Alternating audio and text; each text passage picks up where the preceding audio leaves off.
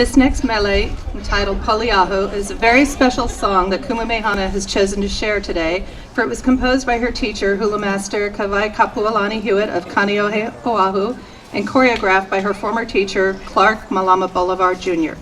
The story takes us to the Big Island of Hawaii, to a majestic mountain called Mauna Avakea, or known to most people as Mauna Kea.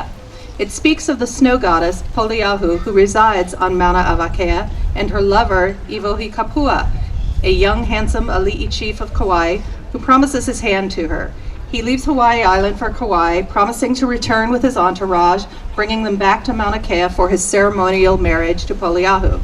As she waits on her mountain home for his return, her heart saddens with each and every passing day that he is gone. She yearns to be with her lover once again. E ho'i mai, come back to me.